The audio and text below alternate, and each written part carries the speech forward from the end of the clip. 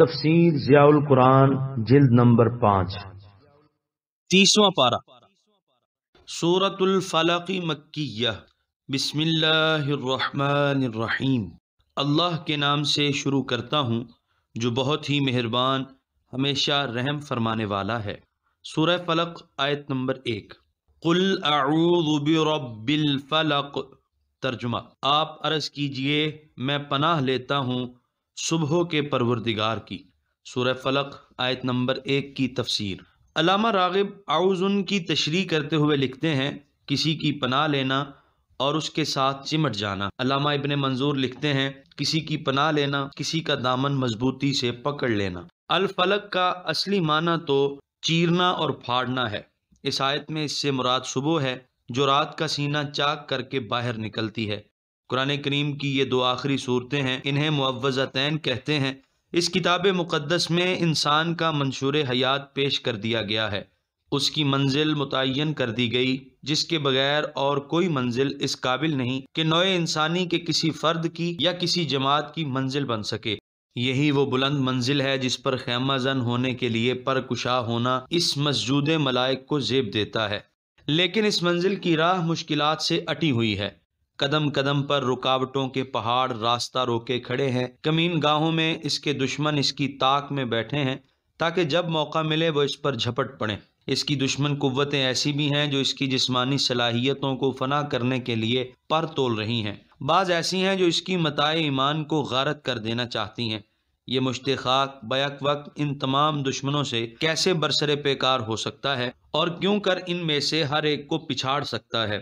اس لیے اس راہ روے منزل شوق کو قرآن کریم ایک ایسی ہستی کی پناہ لینے کا درس دے رہا ہے جو سب سے اعلیٰ، سب سے بالا اور سب سے اقویٰ اور سب پر غالب ہے۔ وہ تیرے ظاہری اور باطنی دشمنوں کو جانتا ہے، وہ تیرے جسمانی اور روحانی اعداء کو بھی پہچانتا ہے، تیرے خلاف ان کے کھلے منصوبوں اور خفیہ سازشوں سے اچھی طرح آگاہ ہے، اور ان منصوبوں کو خاک میں ملانے اور ان کی سازشوں کو ناکام کرنے کی بھی پوری قوت رکھتا ہے۔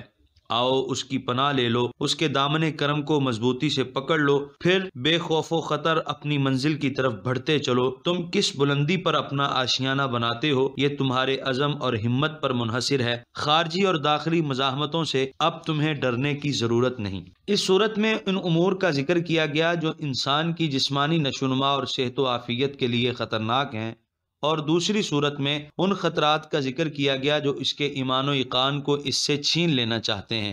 اس صورت کی پہلی آیت میں اللہ تعالیٰ نے اپنے محبوب کو حکم دیا اور حضور کے واسطے سے ہر غلام بارگاہ رسالت کو حکم دیا کہ کہہ میں پناہ لیتا ہوں صبح کے پروردگار کی جس نے رات کی تاریکی کو صبح کے اجالے سے بدل دیا، رات کے سناٹے اور ویرانے کو دن کی رونقوں سے نواز دیا، جس نے رات کی وحشتوں کو دن کی دلچسپیوں میں تبدیل کر دیا، جو نامساعد حالات کو یوں تبدیل کرنے پر قادر ہے۔ وہ تیری بگڑی بھی بنا سکتا ہے، تیری امیدوں کی دنیا میں جو گھپ اندھیرا ہے اس کی نظر کرم سے وہ بھی کافور ہو سکتا ہے۔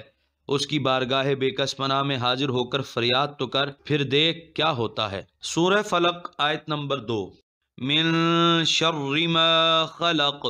ترجمہ، ہر اس چیز کے شر سے جس کو اس نے پیدا کیا۔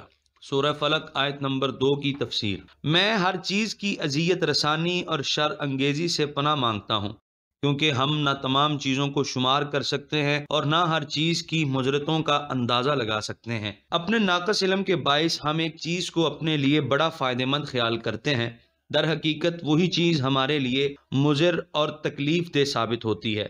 اس لیے تفصیلات کو رہنے دو اور یہ عرض کرو کہ جس چیز کا تو خالق ہے اس میں مضرت اور تکلیف کا میرے لیے جو پہلو ہے جسے تو خوب جانتا ہے اور جس کے دور کرنے پر تو قادر ہے، میں تجھ سے ہی اس کی پناہ مانگتا ہوں۔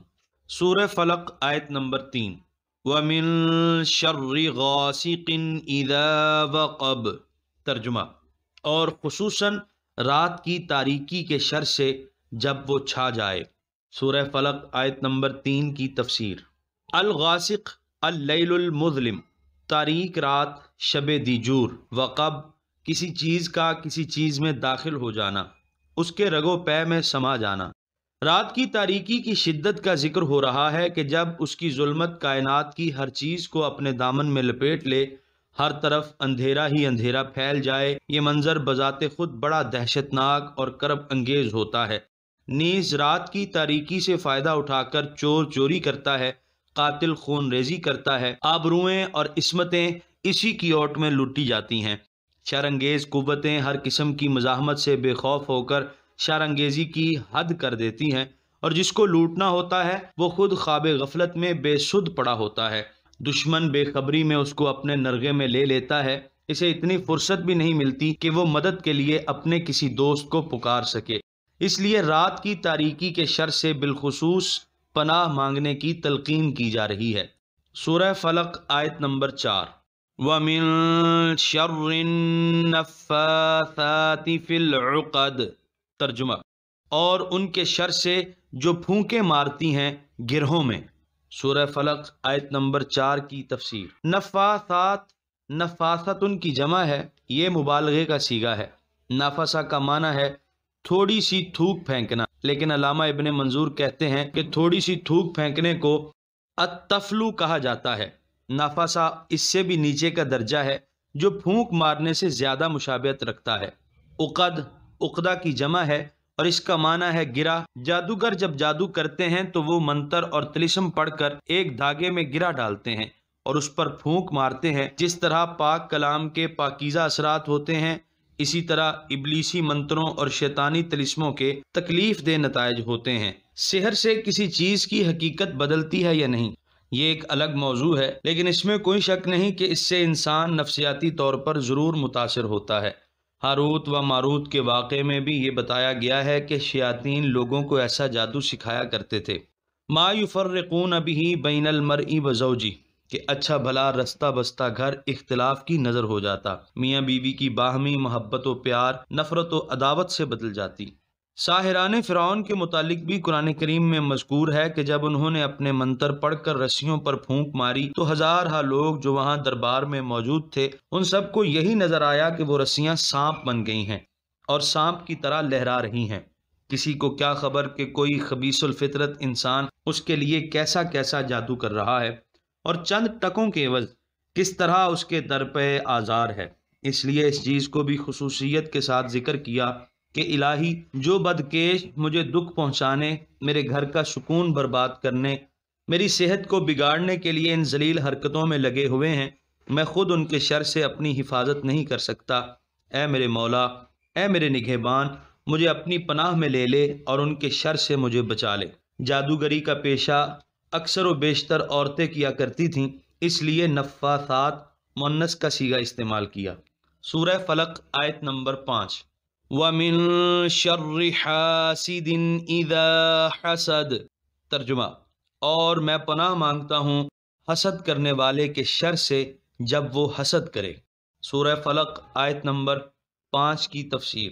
حسد کی تشریح کرتے ہوئے ابن منظور لکھتے ہیں، یعنی کسی کی خوشحالی اور عزت کو دیکھ کر جلنا اور یہ آرزو کرنا کہ کاش یہ دولت اس کے بجائے مجھے ملتی، اس عزت و فضیلت سے اس کے بجائے میں بہرہ ہوتا، اور اگر یہ چیزیں میرے نصیب میں نہ تھیں تو کم از کم اس سے چھین لی جاتی، اس کو بھی ان سے محروم کر دیا جاتا۔ یہ جذبہ انسان کی کمینگی اور خستے طبع پر دلالت کرتا ہے، لیکن بات یہاں تک محدود نہیں رہتی، بسا اوقات یہ بڑے بڑے جور و ستم کا سبب بن جاتی ہے۔ جو انسان حسد کی آگ میں جل رہا ہوتا ہے وہ ہاتھ پر ہاتھ دھر کر بیٹھا نہیں رہتا، بلکہ ایسی تدبیریں سوچتا ہے، ایسی سازشیں کرتا ہے، اس قسم کے گٹھ جوڑ کرتا ہے جس سے وہ اپنی ناپاک آرزو کو پورا کر سکے۔ اس سے ایسی مذموم حرکتیں سرزد ہوتی ہیں جو شرف انسانی سے کوئی مناسبت نہیں رکھتی۔ قابیل نے حابیل کو حسد کی وجہ سے ہی قتل کیا تھا۔ ابو جہل اور دیگر اکابر قریش یہ جانتے ہوئے بھی کہ حضور سچے نبی ہیں، محض حسد کی وجہ سے دین اسلام کو قبول نہیں کرتے تھے۔ جس انسان پر اللہ تعالیٰ کا کوئی خصوصی کرم ہوتا ہے اس کے بدخواہ اکثر پیدا ہو جاتے ہیں، وہ ان کی عزت کرتا ہے، ان کی دلجوئی کرتا ہے، جہاں تک بن پڑے ان کی خدمت سے بھی گریز نہیں کرتا۔ اس کے باوجود حاسدوں کے سینوں میں حسد کی آگ بھڑکتی رہتی ہے، وہ بلا وجہ جلتے رہتے ہیں۔ انسان نہ تو خود ہر حاسد کو پہچان سکتا ہے اور نہ حاسدوں کے منصوبوں سے آگاہ ہو سکتا ہے، اور اگر آگاہ ہو بھی جائے تو بسا اوقات ان کا تدارک کرنے سے قاصر ہوتا ہے۔ اس لیے حکم دیا جا رہا ہے کہ تم اپنے رب کریم کے دامن عاطفت میں پناہ لے لو۔ بے شک ان حاسدوں کی شر انگیزیوں سے وہی بچ سکتا ہے جسے اس کی پناہ حاصل ہو جائے۔ الہی، تیرا یہ زار و ناتواں، ضعیف و بے نوا بندہ تیرے دامن لطف و کرم میں پناہ طلب کرتا ہے، تیری پناہ کے بغیر اس کا کوئی ٹھکانہ نہیں۔ اللہم صلی وسلم وبارک علی سیدنا و مولانا محمد الحامد المحمود وعلی آلہ وصحبہ ومن تبعہ واحبہ الی یوم الدین۔ یہاں پر سورہ فلق مکمل ہوئی اور یہاں پر 30ویں پارے کا 38واں رکوع مکمل ہوا۔ آپ دیکھ رہے ہیں PATF Islamic info YouTube channel. مزید اسلامک ویڈیوز کے لیے ہمارا چینل سبسکرائب کریں۔